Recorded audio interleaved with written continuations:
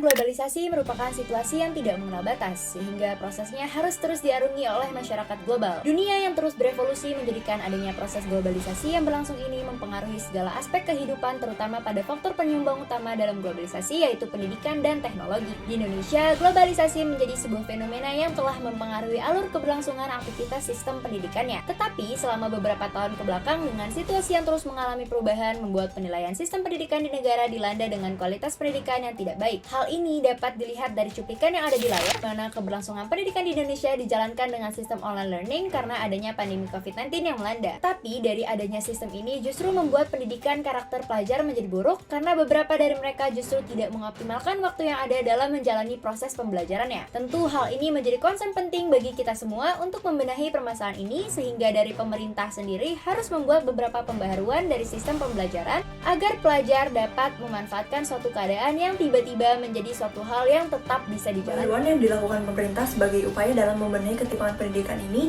dapat dilihat dari bagaimana pemerintah membuka jalan kerjasama dengan negara-negara tetangga. Salah satunya adalah Singapura. Seperti pemerintah melakukan kerjasama bilateral meliputi pertukaran pelajar untuk saling bertukar informasi terkait pendidikan untuk tenaga pengajar. Yang kedua, adanya pelatihan untuk pengajar dosen politeknik yang difasilitasi oleh Singapura Politeknik dan Kementerian Perindustrian Republik Indonesia, serta kerjasama dalam pendidikan dan research and development antar universitas. Nadiem Makarim selaku Menteri Pendidikan melakukan kerjasama dengan Universitas Nasional Singapura yang bertujuan untuk meningkatkan pengembangan sumber daya manusia di kedua negara dan persahabatan antar mahasiswa kedua negara. Hal ini dilakukan guna meningkatkan mutu pendidikan yang mengacu pada standarisasi pendidikan nasional, sehingga output dari adanya kerjasama ini dapat dijalankan oleh pemerintah Indonesia. Seperti pada cuplikan di samping, situasi pendidikan yang walaupun dilakukan secara daring dapat tetap dilaksanakan dengan kondusif. Dengan adanya kerjasama ini diharapkan dapat mengurangi ketimpangan pendidikan, sehingga tujuan dari pemenuhan target SDGs pada poin 4 mengenai pendidikan inklusif dan berkualitas setara di Indonesia tetap dapat terpenuhi dalam situasi online learning sekali. Data yang telah kami temukan dan paparkan sebelumnya disampaikan bahwa kondisi pada sektor pendidikan di Singapura juga sebagai mitra hubungan bilateral Indonesia telah mencapai equality.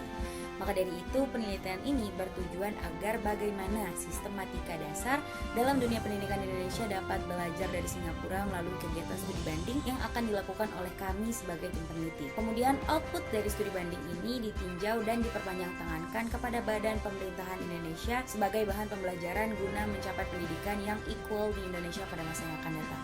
Adapun kesenjangan antara keberhasilan pendidikan Indonesia dan Singapura yang terjadi akan lebih mudah dicerna dengan menggunakan metode tersebut. Kemudian peneliti juga mengelaborasikan data-data yang sebelumnya telah didapatkan dengan metode yang juga sudah dipaparkan sebelumnya. Solusi yang disarankan dapat diimplementasikan oleh Indonesia, maka akan menghasilkan dampak yang cukup menguntungkan dari sisi pendidikan dan hubungan luar negeri Indonesia dengan Singapura. Dalam sisi pendidikan, nantinya akan memulai timbul kepekaan yang terjadi dalam pribadi para peserta didik maupun pendidik setelah berkaca dengan sistem pendidikan di Singapura. Terkadang memang hanya pihak pelajar saja yang dianggap sebagai pelaku dari menurunnya mutu pendidikan, tetapi pihak pelajar pun bahkan pemerintah bisa juga menjadi pelaku turunnya mutu pendidikan di Indonesia. Oleh karena itu, setelah dilakukan analisis menggunakan teori bilateralisme dalam menjalankan solusi hubungan bilateral Indonesia dengan Singapura dalam segi pendidikan dapat menghadirkan generasi penerus bangsa yang lebih berkompeten dengan skala yang lebih besar dan dapat mencapai kemajuan di bidang sosial, ekonomi, politik, dan budaya.